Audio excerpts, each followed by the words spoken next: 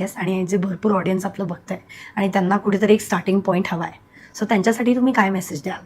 मी एक वुमन म्हणून मी एक मेसेज जर द्यायचा झाला तरी तुम्ही भलेही आयुष्यात काही मोठं करा न करा पण स्वतःच्या तब्येतीकडे खूप लक्ष द्या.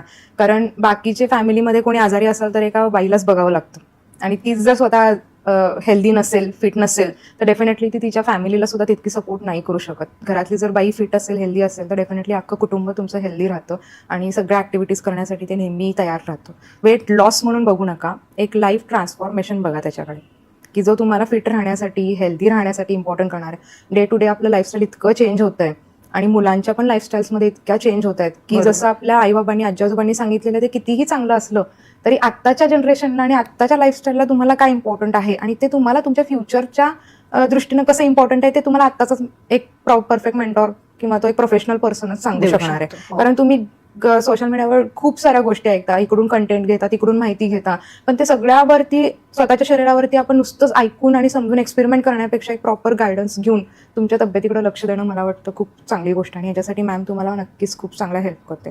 त्यामुळे तुम्ही पाऊल घ्या, कसं होईल काय होईल ते नक्की होऊनच जातं, ते स्मूथली होऊन जातं. फक्त ते घेण्याची जी स्टेप आहे ना, की मी हे करणार आहे वेट लॉस, ती स्टेप घेणं खूप इम्पॉर्टंट आहे आणि ती नक्कीच घ्यायला पाहिजे स्वतःच्या हेल्थसाठी.